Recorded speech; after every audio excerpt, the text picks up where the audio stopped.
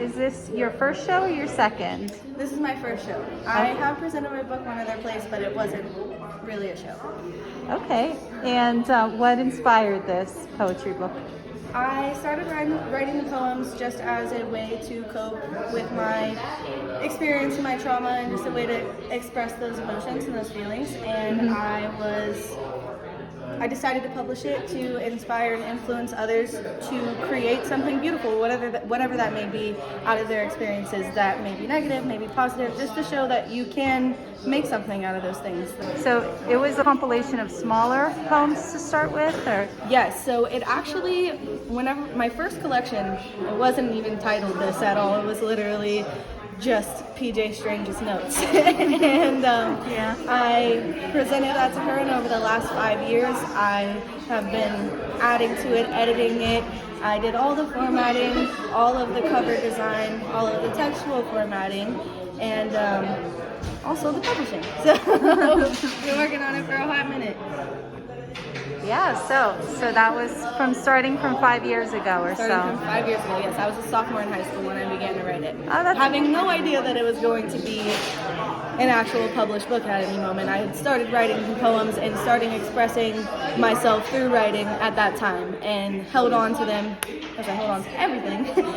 And thankfully I did, because I was able to piece it all together, break it up into 4 chapters that express the different themes, and do you still talk with the teacher who inspired you? I absolutely do. I actually just went out to lunch with her last week, and she purchased one of the books, and we had our little powwow for a few hours. And that's whenever she shared with me that she became a counselor based off of the interactions that her and I had as me being her student. She realized through our conversations and through our therapeutic moments that is what she wanted to do, more so than being a teacher. Wow. And came full circle because she influenced me to become a writer. Fascinating. So, and in turn you inspired her, essentially. Yeah, for sure. For sure.